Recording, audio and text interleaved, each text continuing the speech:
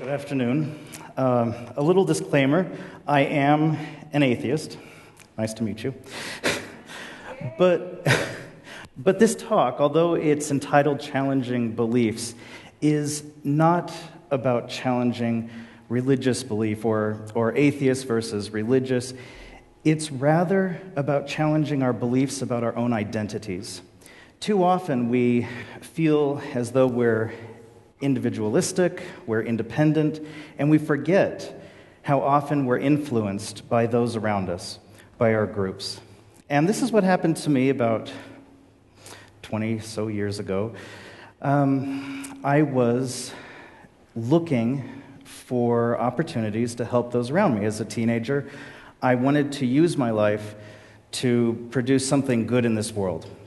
What I ended up doing was being attracted to a group that, while on the surface appeared to have compassion for the suffering in this world, turned out to be, as you heard, a high-control fundamentalist religion.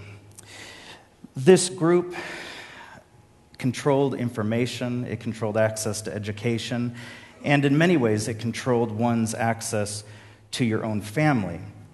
It demonized anyone outside of the group as being worldly or of the world.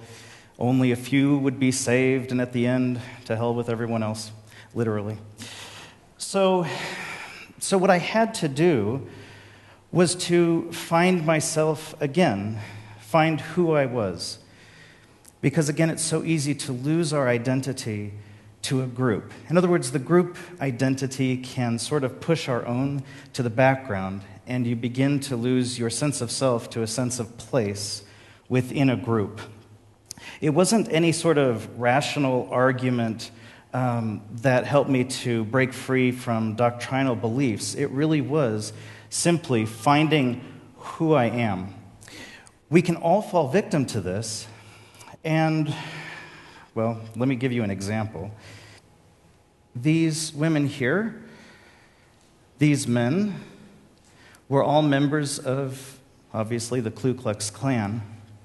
And certainly, hate can attract many members to these groups, that sort of overt hatred and disgust. All of these groups are engaged in us versus them, thinking good versus evil. But what attracts a lot of people to these groups at first is, and groups like this, is not the hatred, but what they claim is love or a righteous purpose, that good versus evil thinking. For example, these are members of the Westboro Church, with God hates everybody. And so, but often it's not the hate that they start in with, but it's what ends up happening. After new members identify with these groups, they start to change fundamentally in certain ways. As you identify with a group, you become more like the group as you're a part of the group.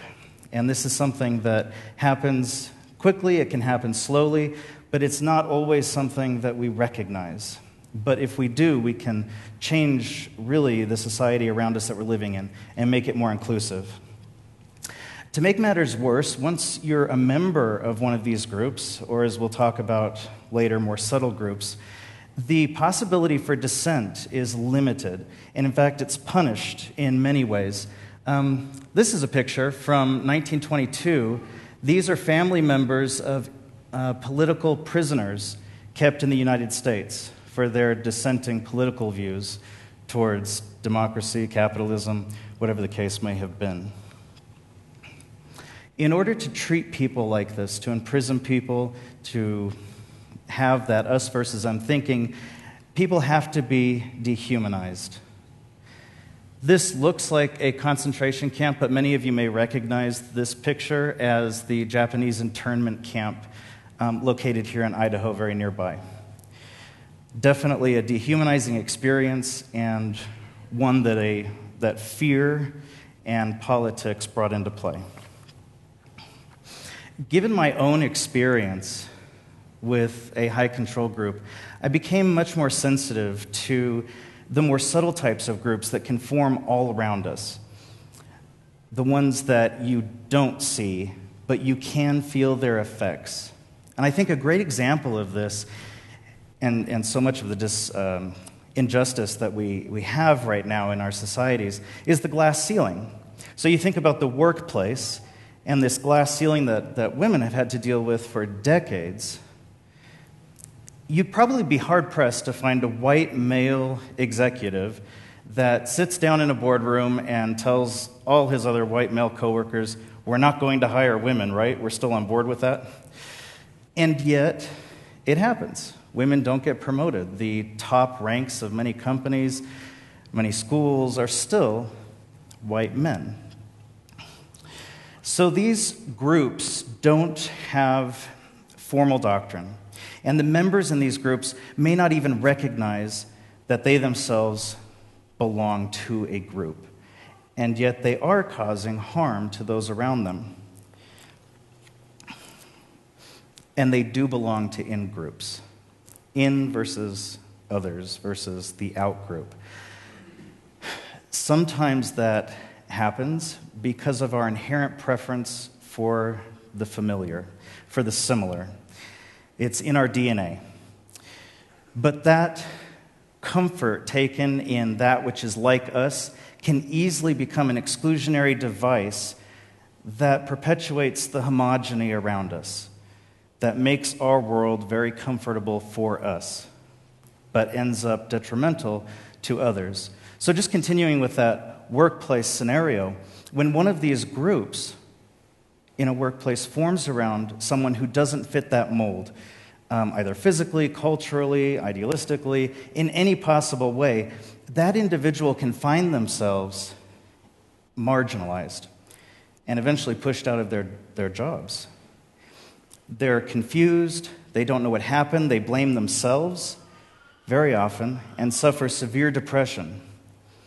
And this is such a prevalent phenomenon in our society today that it actually has a name. It's called workplace mobbing. That relationship between the group and the individual is reciprocal. Whether we intended to join a group, whether we intended to create one, we are affected by our groups. We see that in our community today. It exists, the discrimination, the racism, it's prevalent and it's persistent. So to prevent the harm that we end up committing towards one another, we have to first prevent ourselves from participating in these types of groups. And I think there are 3 steps that if we take, we can protect ourselves and others from these types of groups. First of all, we need to identify the groups. And I think a good exercise is to start with groups that are benign. Not all groups are bad. Many have a very good purpose, just like there are many beliefs that can motivate and inspire us. So let's start with family. Family can be a very positive and should be a very positive group. Maybe we are part of a club or organization. Those are clear groups. They're not necessarily bad. But we can be grouped in all sorts of ways that we should recognize. We can be grouped by race, by sex, by sexual orientation, by our economic status, level of education. All of these areas can become groups. And it's not enough to just identify the group, but the second thing that we need to do is to take ownership for our groups. So much institutional discrimination is allowed to be perpetuated because no single individual feels responsible themselves for what's happening, for the discrimination, because it may not be any single person that's doing this. The group takes on a life of its own. But if we take ownership for our groups, then we can go on to our 3rd step, which is to find out if our group is harming other people, if we're affecting those around us. Is it benign? Is it not? For example, if you're a part of a religious group, what are the tenets of that religion? Are you told that you have to shun those who no longer believe what you believe, even close family members? How is this affecting those around you? Is it exclusionary? Maybe something less obvious. You belong to a political party. Do you use your vote to deny equal rights to other people? How are you affecting those individuals? Perhaps it was marriage equality recently, but that's not much different than civil rights in the 1960s, which many fought against vehemently here in this state and others. So the key to combating this type of groupthink and group participation is dissent and diversity. By dissent and diversity, I mean not just racial diversity or diversity of genders, but intellectual dissent and diversity of backgrounds of all sorts. Homogeny can come in any number of ways. It doesn't just have to be gender and race, and it can lead us to lose a part of our identity because we've stopped challenging who we are and allowed ourselves unwittingly, perhaps, to be motivated and changed by a group. When we have diversity of thought and diversity of backgrounds around us, when we intentionally create that diversity and accept that diversity, it's going to challenge us. If we're religious and we get to know someone who's atheist, we're going to be challenged. That's not necessarily going to be the easiest relationship, perhaps, but it's good for us. It's good for us to live socially and mentally outside of our comfort zones so that we can explore who we really are independent of these groups. After many years in a high-control religion, as I mentioned, it wasn't a rational argument that enabled me and my family, fortunately, to break free.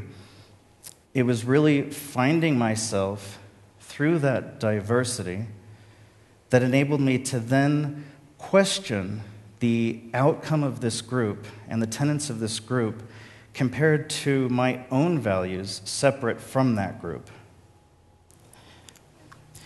In doing so, it really helped all of us to overcome the eventual shunning, the loss of friends and those that were supposedly family for decades. It helped us to overcome the othering, the dehumanizing, that we are apostates, mentally diseased, following Satan, you name it, that's us. But it did allow us the freedom to live our lives in order to truly help other people, to live our lives according to our own values and not according to those of a group. Challenging our identities can be much more difficult than we might originally assume. It can be devastating and heartbreaking for someone to come out of one of these high-control groups or to recognize that they're a part of a more subtle group that has intentionally or unintentionally caused discrimination or other harm to those around them. But by detaching ourselves from those groups and evaluating ourselves and our values, we can create a more inclusive society around us and protect ourselves along the way. Thank you.